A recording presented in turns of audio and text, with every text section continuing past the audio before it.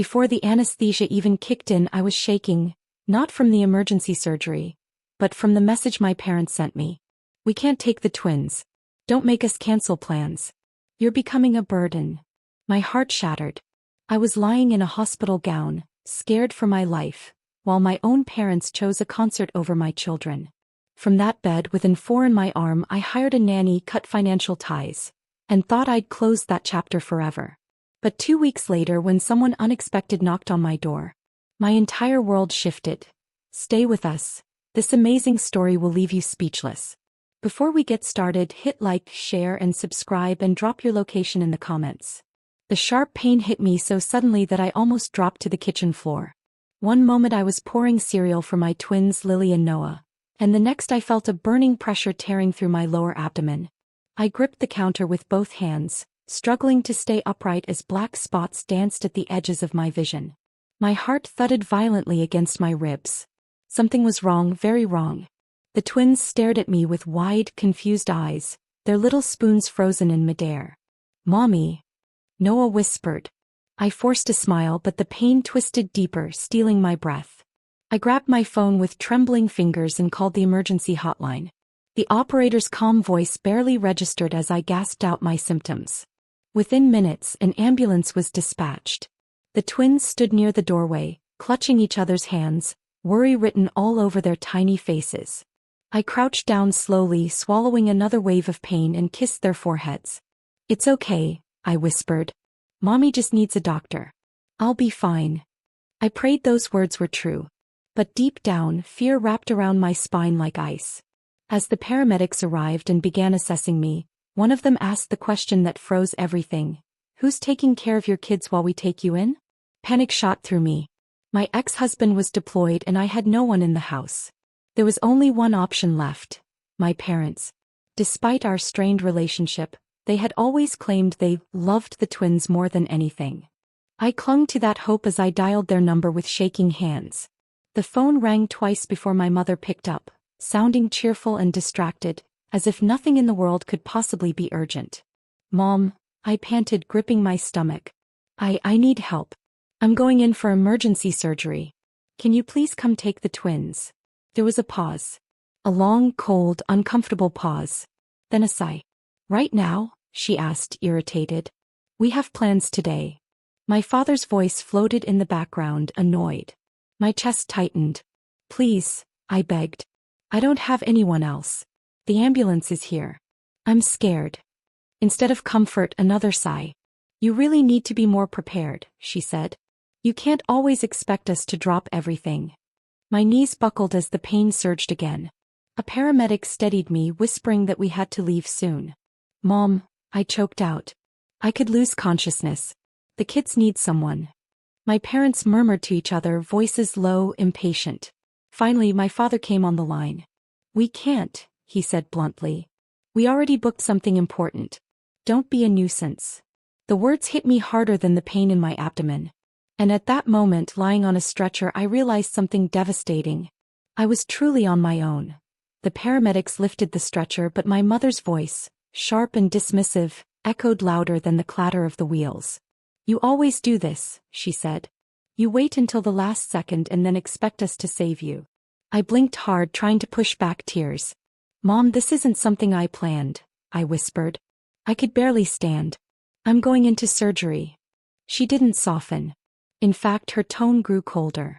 "You're overreacting. You've always been dramatic. We already told your sister we'd go with her today. We can't just cancel." The words stung, burrowing deep into the places I'd spent years trying to heal. The paramedics exchanged uncomfortable glances, sensing the tension but politely pretending not to hear. One of them asked again gently, "Ma'am, is there anyone else who can watch the children?" I swallowed hard. "No. It's just, my parents were supposed to be my backup." The twins clung to the doorway, their anxious little faces peeking out. Lily tugged on her pajama shirt, fighting tears. "Grandma's not coming?" she asked. Her voice cracked in the quiet hallway and something inside me shattered. My mother heard her and sighed loudly. "See? Now you're upsetting them. This is exactly why we don't want to get involved every time you have a crisis." Before I could respond, my father took the phone. His voice was clipped, rushed. Listen, we have a full day planned. You should have figured this out earlier. Your mother and I aren't babysitters on demand. He sounded almost annoyed, as if I were inconveniencing him by needing emergency medical care. Dad, I whispered, I'm scared. I really need you. He paused only long enough to make me believe he might change his mind. But then he said the words that would stay with me forever. Stop depending on us. You're a grown woman. Handle it. The call ended with a click that felt like a door slamming shut on my heart. Pain, physical and emotional, pressed down on me as the paramedics guided the stretcher outside. My hands shook uncontrollably. How could they choose convenience over their own daughter's safety? How could they look at my babies, their grandchildren, and walk away so easily? As the ambulance doors closed, I caught one last glimpse of the twins crying in the arms of a paramedic. Their small voices echoed faintly. Mommy, don't go. I wanted to scream that I wasn't leaving them by choice. That I had fought for every option before letting strangers step in. But the truth settled heavily in my chest. My parents didn't see me as family anymore. They saw me as a burden they were tired of carrying. The ambulance sirens wailed softly as we sped through the streets.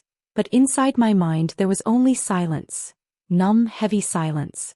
My parents' words replayed again and again, each repetition sharper than the last. We aren't babysitters. Handle it. You're a burden. I stared at the ceiling of the ambulance, trying to steady my breathing, trying not to let the panic consume me.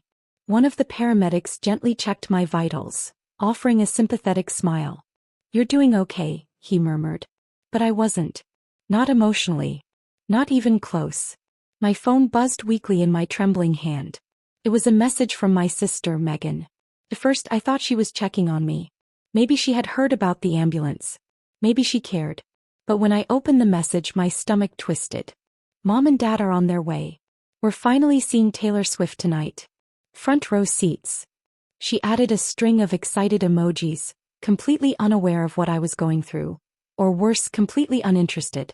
I stared at the words, the truth hitting me like another wave of pain. They didn't refuse because they were busy. They refused because a concert was more important than my life. My throat tightened as I typed back with shaking fingers. I'm in an ambulance. Emergency surgery. They refused to take the twins. There was a long pause before Megan replied. Oh, that's really bad timing. They've been planning this for months. Bad timing. Emergency surgery, 2 small children crying and my parents turning their backs on me, and it was just bad timing. I let the phone fall onto my chest, unable to read another word. The paramedic noticed my tears and gently placed a tissue in my hand. Family trouble? He asked quietly. All I could do was nod. Happens more than you'd think, he said softly. But this didn't feel like typical family drama. This felt like abandonment. A final crack in a bond that had been weakening for years without me noticing. Another buzz. Second message from Megan. Don't be mad, okay? They didn't want to disappoint me. I mean, Taylor Swift tickets are impossible to get. That was it. That was the priority. Not my fear. Not my health. Not the twins who adored their grandparents more than anything. A concert. An evening of music. A night out. I closed my eyes as another stab of pain shot through my abdomen. How could they choose seats in a stadium over their own daughter's safety? How could they celebrate while I fought to stay conscious? The ambulance turned sharply into the hospital driveway, and as the doors opened, I realized something painful but clear. My parents had made their choice. And for the first time, I saw exactly where I stood in their lives. The bright fluorescent lights of the emergency room blurred as nurses rushed me through the sliding doors. The moment we entered, a nurse clipped a bracelet onto my wrist and guided the stretcher into a curtained area. My stomach burned so intensely that I had to bite my lip to stop myself from crying out. A doctor examined me quickly, his expression turning serious. We need imaging immediately, he said. It could be internal bleeding or a ruptured cyst. We can't delay. His words made my skin prickle with fear. Everything was happening fast, too fast for my mind to keep up. As they transferred me to a hospital bed, a nurse asked the question I dreaded. Where are your children right now, sweetheart? Her tone was gentle, but my heart clenched anyway. With the paramedics. For now, I whispered. My parents refused to help. Her eyebrows lifted slightly, though she tried to hide her shock. "Okay," she said softly. "We'll figure something out." But I knew the hospital couldn't keep my twins indefinitely. They needed someone. They needed me. And I was lying here helpless, hooked to monitors and drifting in and out of consciousness. I grabbed my phone with trembling hands and started calling everyone I could think of. My friend Jenna picked up first, her voice filled with concern. But she was out of town visiting family. She offered to drive back, but it would take hours. My neighbor Mrs. Howard didn't answer. Another friend apologized, trapped at work with no childcare. Every call left me more drained, more hopeless. The pain meds hadn't kicked in yet, and every small movement sent a sharp jolt through my abdomen. Tears slid down my cheeks, quiet, helpless tears that I couldn't stop. A nurse returned with a clipboard. "We're prepping an operating room," she said. "The doctor wants to go in as soon as possible." My pulse sped up. "But my kids," I whispered. She squeezed my shoulder gently. "We'll have someone stay with them for the moment. But you should try to find someone who can stay longer term." Her kindness made my throat tighten. I hated this. I hated that I had no one to call. I hated that my parents chose a night out over helping their own grandchildren. As the pain intensified, I made one last attempt. Searching online for emergency nannies, scrolling frantically with shaking fingers. I didn't know who I could trust, but I had no choice. The twins needed safety. I needed surgery. And with my parents gone, my phone nearly dead, and fear creeping into every corner of my thoughts, I realized I had reached a moment I never imagined. Begging strangers for the help my own family refused to give. The pain medication finally dulled the sharpest edges of the agony, but my heart still raced as I scrolled through emergency childcare listings. Faces and profiles blurred together. Too young, too expensive, too far away. I could barely keep my eyes open, but I forced myself to keep searching. The twins were sitting in a small waiting area with a hospital volunteer, their tiny legs dangling off the chair, their eyes red from crying. Every few seconds, Lily twisted around to look for me. I hated myself for not being there, even though I knew I couldn't move an inch without collapsing. Then I saw her profile. Emma Carter, certified emergency childcare specialist. Background checked. 5-star ratings. Available now. Something about her face, warm brown eyes, steady expression, gave me a strange sense of calm. I clicked call. The phone rang once before she answered. "Hi, this is Emma," she said, her voice soft but confident. I tried to speak, but my voice cracked. "I'm in the hospital. I have twins. I need help immediately." She didn't hesitate. "Where are you?" "I can be there in 10 minutes. Relief washed over me like warm water. I almost sobbed. Within minutes, a nurse wheeled my stretcher toward the waiting area so I could see the twins before surgery. Just then, a woman in a navy blue sweater hurried through the doors. She looked exactly like her picture. Calm, grounded, capable. She approached the twins with a gentle smile. "Hi, Lily." "Hi, Noah." "Emma. Your mommy asked me to take care of you while she gets better." The twins looked up at her with wide, scared eyes. For a moment I worried they'd hide or cry. Instead, Noah stepped forward and reached for her hand as if sensing she was safe. Emma knelt down and hugged him tenderly, then brushed Lily's hair back with a soft touch. A wave of emotion hit me so hard I had to swallow tightly just to keep from breaking into tears. As Emma walked the twins toward my stretcher, she gave me a reassuring smile. "Don't worry.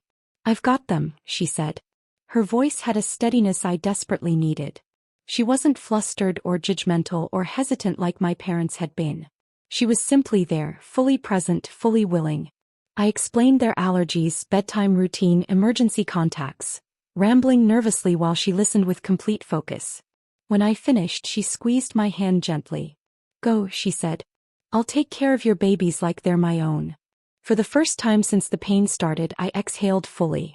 As the nurses rolled me toward the operating room, the last thing I saw was Emma holding both twins by the hand, guiding them gently down the hallway. Their little heads rested against her sides as they walked. And in that moment I realized something powerful. Sometimes the family you need isn't the one you're born into. It's the one that shows up when your world falls apart. When I finally woke up, the world felt distant. Soft beeping monitors, muted voices, the faint scent of antiseptic. My throat was dry, my body heavy, and for a moment I couldn't remember where I was. Then the pain radiated through my abdomen, reminding me of everything. I blinked slowly, trying to steady my vision. A nurse noticed I was awake and leaned over with a gentle smile. "Surgery went well," she said softly. "You're going to be okay." Relief washed through me, but it was quickly replaced by the crushing question that had haunted me since the ambulance ride. "My twins, are they okay?" The nurse nodded. "They're with a lovely young woman. Emma, right? She's been sending updates." My chest loosened as she handed me my phone. I opened it with trembling fingers. Photos popped up, little snapshots Emma had taken while I was unconscious. The twins eating crackers on a blanket in the waiting room. Noah playing with toy cars Emma had bought from the gift shop. Lily curled against her shoulder, tired but safe. Every picture brought tears to my eyes. My children were okay. They were loved even in chaos. And it wasn't my parents who made that possible. It was a stranger who stepped up without hesitation.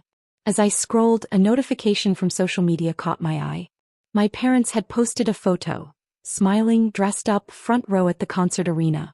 The caption read, "Well-deserved night out. Taylor Swift live." A wave of disbelief crashed through me.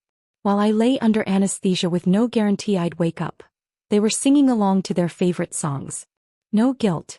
No concern. Not even a simple message asking if I survived the surgery.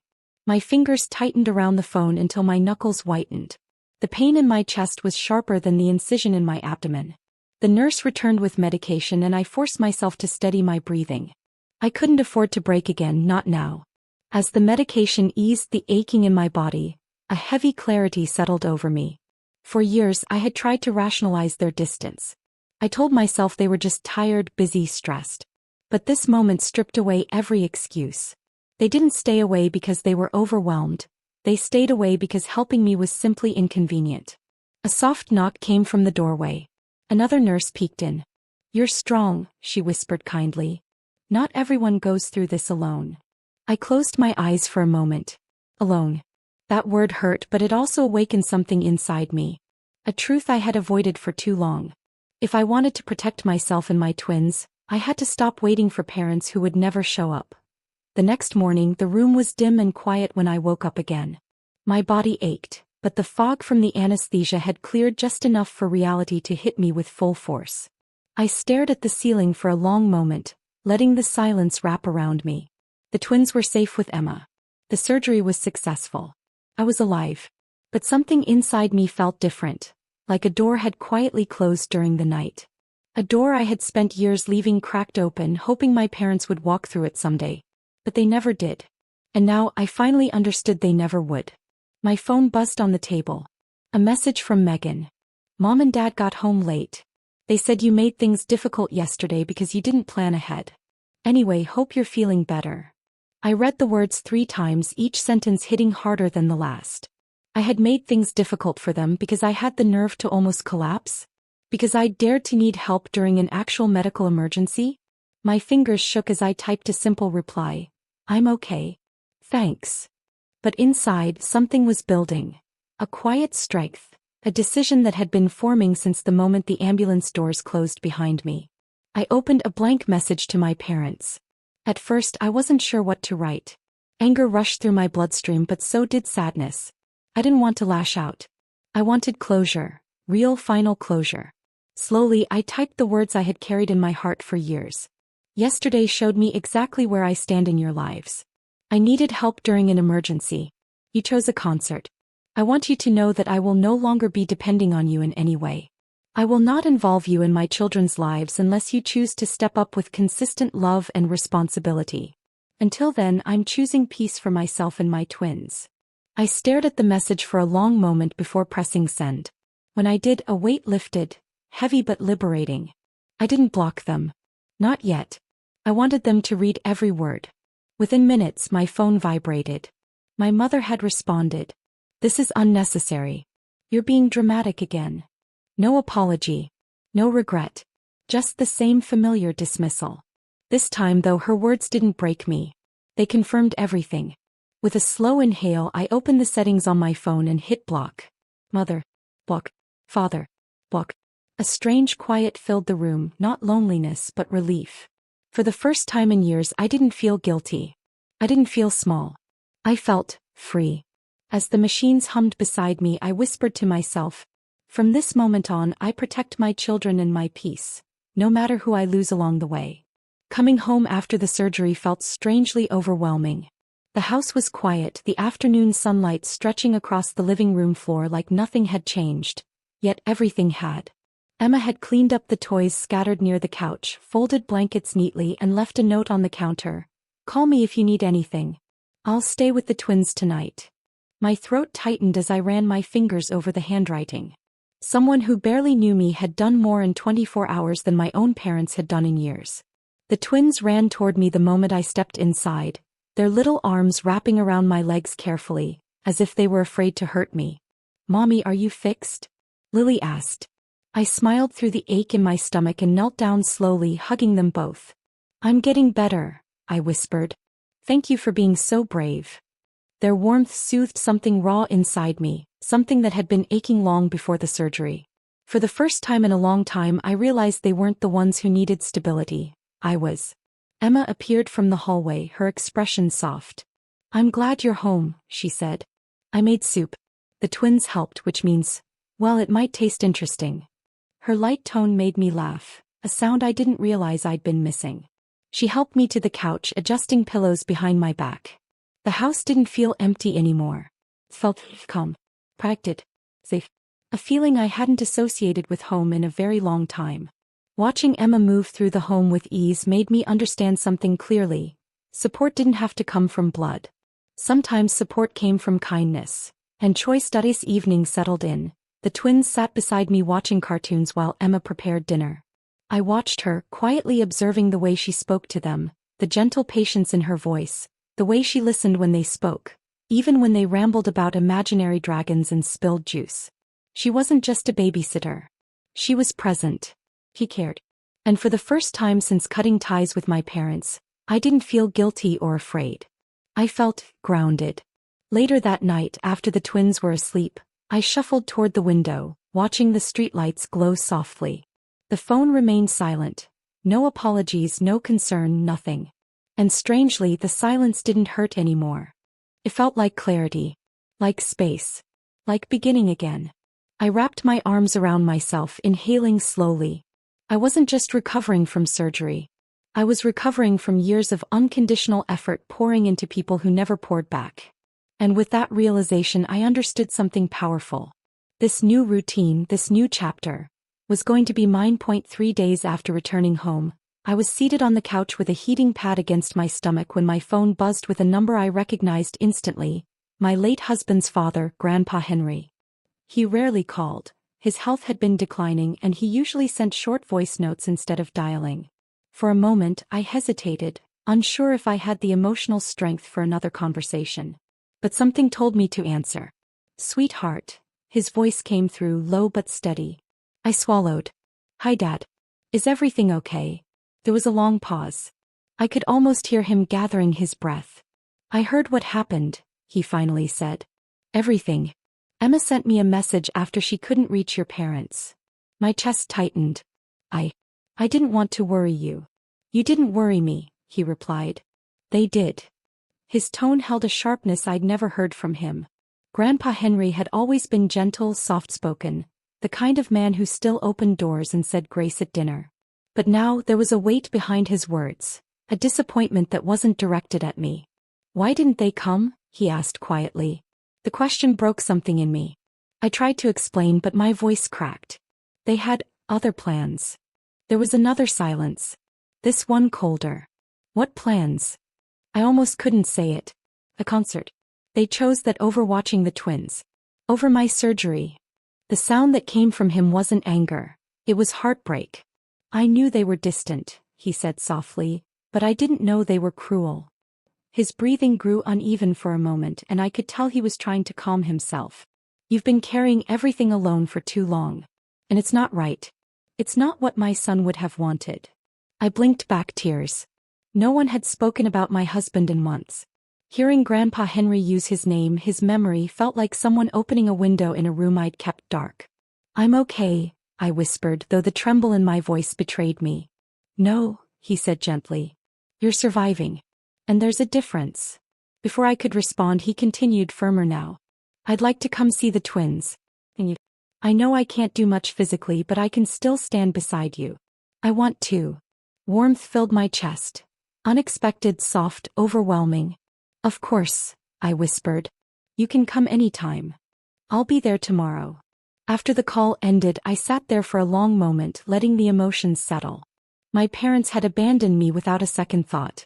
But someone who owed me nothing, someone grieving and aging, reached out with love. It was then I realized. Family isn't defined by blood or obligation, but by who chooses to show up when the world turns its back. Grandpa Henry arrived the next afternoon, leaning on his cane but standing taller than I had seen him in years. When the twins saw him, they ran toward him with excited squeals, wrapping their tiny arms around his legs. He laughed, hugging them carefully, but when his eyes rose to meet mine, the warmth faded. He looked determined. The kind of determined that comes from love mixed with righteous anger. I need to talk to your parents, he said quietly. Today. I froze. Dad, you don't have to. Oh, I do, he interrupted gently. Someone needs to say what you've been swallowing for years. 2 hours later, I received a text from Megan. Mom and Dad are going to Grandpa's. They're furious. What did you say to him? I didn't reply. I simply waited. Evening settled when my phone buzzed again. This time a call from Grandpa Henry. They're here, he said. Do you want to listen? No, I whispered. But, tell me later. He understood. All right. I'll handle it. He placed his phone in his pocket, and through the faint speaker I could hear voices in the background. My mother's sharp tone cutting through the quiet of his living room. This is ridiculous, Henry. She exaggerated everything. We didn't abandon her. Grandpa's voice, normally warm and soft, was firm and steady. She was being taken into emergency surgery. My father scoffed. We had tickets. Plans. She should have been more responsible. There was a pause. One that stretched long enough to make them shift uncomfortably. Then Grandpa spoke again, each word heavy with controlled anger. You chose a concert over your daughter's life. You left your grandchildren with strangers. You told her she was a burden. My mother snapped. She is a burden. Always needing something. Grandpa's cane struck the floor with a loud thud. Even through the phone the sound made me jump. That, he said, voice trembling but powerful, is the cruelest thing I've ever heard a parent say. They fell silent. You failed her, Grandpa continued. Not once. Not yesterday. But for years. She lost her husband, raised twins alone, and still you expected her to carry your comfort on her back. Shame on you both. My father tried to argue, but Grandpa cut him off sharply. If my son were here, he would be disgusted by what you've become. And so am I. There was a stunned quiet, heavy enough to fill the entire house. And in that moment, listening from miles away, I realized something I'd never dared to believe. Someone was finally fighting for me. The next morning my phone buzzed again, this time with a message from Grandpa Henry. They're still here. They want to talk. My stomach tightened. I didn't respond, but I could imagine the scene clearly. My parents sitting stiffly on his floral-patterned couch, trying to shift the blame like they always did. And Grandpa cane by his side, watching them with that steady gaze that saw straight through excuses. Later he called. His voice was calm, but I could hear the heaviness beneath it. They're insisting you're the one being unreasonable, he said. They claim you're poisoning the children against them. I let out a humorless laugh. I'm barely strong enough to sit up. I don't have time to poison anyone. I know, he replied. But they refused to see it. He explained everything. After his sharp confrontation the day before, my parents had returned, not with apologies but with defensiveness. My mother paced the room, hands flailing dramatically. She twists everything, she insisted. We didn't abandon her. She should have planned better. She's always been irresponsible. Grandpa raised an eyebrow. Irresponsible? She's raising twins alone. She had an emergency medical issue. My mother waved her hand dismissively. She exaggerates. She always needs attention. My father chimed in, trying to sound rational. We're not villains here, Henry. She's turning the kids against us. She blocked us. She made us look heartless. Grandpa leaned back in his chair, eyes narrowing. You didn't need her help to look heartless. You managed that all on your own. They both fell silent. Still they kept reaching for justification. We had tickets, my father repeated. You could have sold them, Grandpa snapped back. Or missed the show. That's what decent parents do. My mother scoffed. Well, maybe if she didn't rely on us constantly. She rarely asks you for anything, Grandpa interrupted. And when she finally did, it was a matter of life and death. My parents exchanged uncomfortable glances, but neither admitted wrongdoing. Instead, they shifted strategies. We want to see the twins, my mother said firmly. They're our grandchildren. She can't keep them from us. Grandpa's voice dropped, low and steady. She's not keeping them from you. You walked away first. And until you can acknowledge what you did, you have no right to demand anything. When he finished recounting the conversation, I didn't know whether to cry or breathe out in relief. For years I had tried to explain their behavior to myself. For years I silently carried the blame they placed on me. But now someone else finally saw it. Clearly, honestly, without excuses. Thank you, I whispered. You deserve better, he replied softly. And they needed to hear the truth even if they refused to accept it. And for the first time, their manipulation didn't shake me. Because I finally had someone who believed me. 2 weeks passed quietly, almost too quietly. I settled into a slow routine. Gentle walks from the couch to the kitchen, careful showers, medication schedules, whispered bedtime stories for the twins. Emma stayed longer than she needed to, always ready with a helping hand, a warm meal or a comforting smile. My body healed, but inside I was still stitching myself back together. The silence from my parents continued, but instead of hurting, it felt like space, room to breathe without their weight pressing down on me. One rainy afternoon, I sat on the couch folding tiny pairs of socks while the twins built a pillow fort nearby. Soft thunder rolled outside and the house felt warm, peaceful. I was just beginning to enjoy the calm when a sudden loud knock echoed through the hallway. I stiffened instantly. Emma peeked from the kitchen, eyebrows raised. Expecting someone? She asked. I shook my head. No. Another knock, firmer this time. My heart thudded painfully against my ribs. For a moment, all the fear I thought I had released came rushing back. My parents had a way of showing up when they felt wronged, twisting the narrative until they became victims. What if they were on the other side of that door, ready to lecture, accuse, manipulate? My hands shook slightly as I took a slow breath. The twins peeked from behind their fort, wide-eyed. Mommy, Lily whispered. It's okay, I assured her, though my own voice trembled. Emma stepped toward the door. Do you want me to open it? I hesitated, then nodded. Yes, please. She unlocked the door and pulled it open gently. For a moment, I braced myself for the sight of my mother's sharp glare or my father's cold disappointment. But instead, standing in the doorway, soaked from the rain and leaning slightly on his cane, was Grandpa Henry. Relief swept through me so suddenly that my knees almost buckled. Dad. I breathed. He gave a tired but warm smile. I hope I'm not interrupting. I hurried forward as much as my healing body allowed. You're always welcome here. The twins rushed toward him, cheering, Grandpa. He knelt down slowly, hugging them with trembling arms. But when he stood back up and looked at me, his smile faded. There was something heavy behind his eyes, something he hadn't said yet. I came because, there's something you need to know, he said softly. His voice wavered, just enough to make my heart sink. And in that quiet, tense moment, I realized this wasn't just a visit. It was the beginning of another truth, one I hadn't seen coming. Grandpa Henry stepped inside, shaking rain from his coat as Emma gently closed the door behind him. His shoulders looked smaller than usual, weighed down not by age, but by something heavier, something he had carried all the way here. He lowered himself onto the couch, the twins climbing beside him without hesitation. But his eyes were fixed on me. There was sadness there, and something like guilt. I sat opposite him, my heart already bracing. He took a long breath. I went to see them again, he began softly. Your parents. My stomach twisted. Why? Because I needed to understand, he replied. I needed to know why they are the way they are. Why they treat you like someone disposable. His voice cracked on the last word. I waited silent. He looked down at his hands, the hands that once held his son, my husband, the hands that had held my twins hours after they were born. I confronted them again, he continued. I told them your daughter could have died. I told them they abandoned you in your darkest hour. His jaw tightened.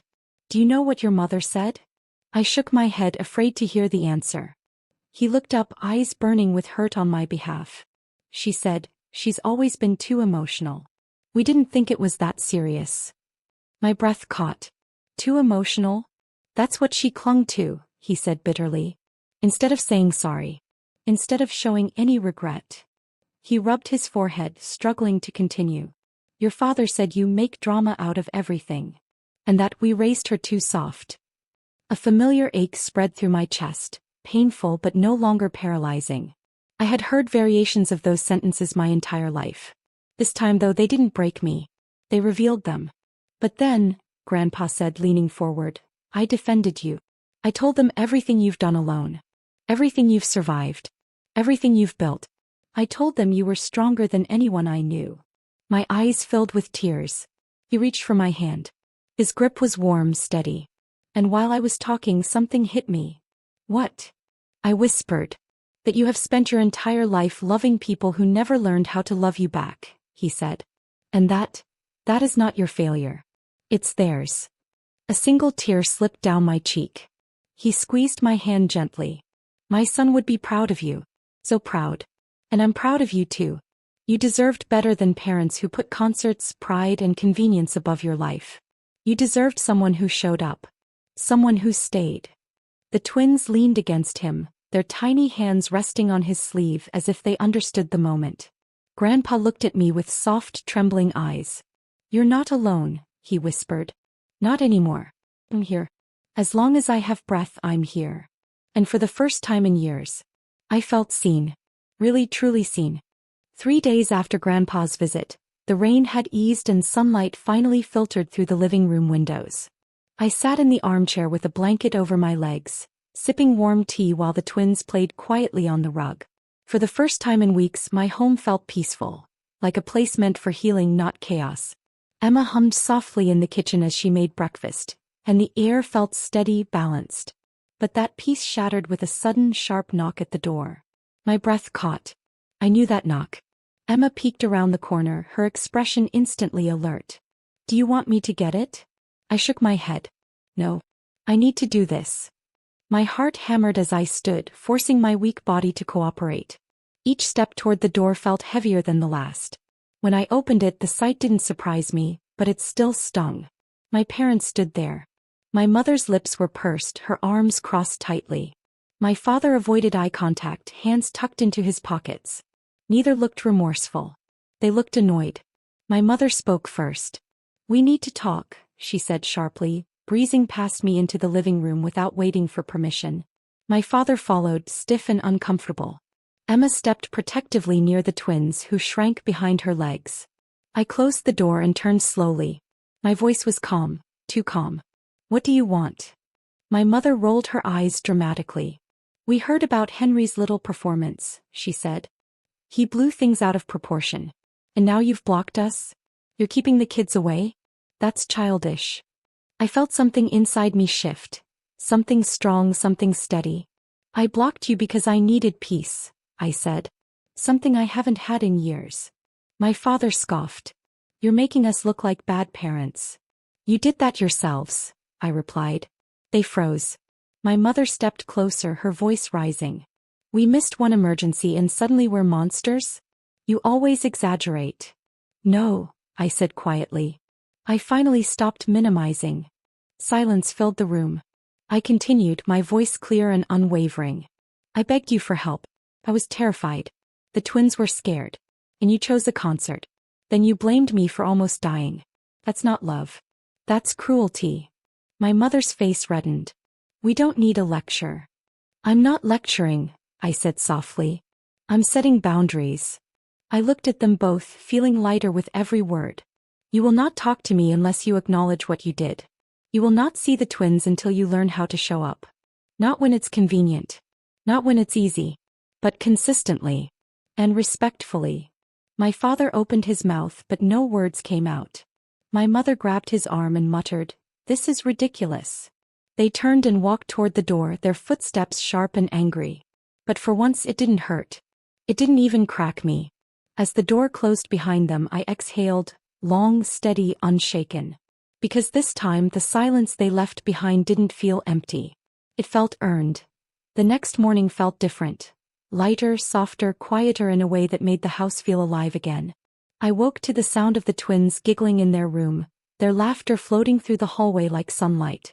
For the first time since the surgery, I rose from bed without feeling a knot of dread in my stomach. The ache from the incision was still there, but something inside me had healed in ways I didn't expect. I had finally stood up for myself. I had finally chosen peace. Emma arrived early carrying a grocery bag filled with fresh fruit and muffins. "Healthy breakfast," she said with a grin. "Doctor's orders." The twins ran to her, chattering non-stop about their puzzles and dreams from the night before. Watching them together, I felt a wave of gratitude so deep it almost brought tears to my eyes. Without her, I would have fallen apart. Without her, the twins would have felt alone. She wasn't just helping, she was becoming part of our lives. Later that afternoon, Grandpa Henry called. His voice sounded tired but warm. "I just wanted to hear your voice," he said. "To make sure you're okay today." "I'm better," I replied. "Stronger." "You sounded stronger," he said softly. "Your parents, they'll need time. But whether they change or not, you did the right thing." "I know," I whispered. "For the first time I know." After the call, I watched the twins playing in the living room, Noah lining up his cars while Lily tucked her dolls into a makeshift bed. Their innocence, their joy, their trust. It was all I needed to stay steady. They didn't care about family politics. They didn't care who left or who stayed. They cared about warmth, safety, love. And I could give them that.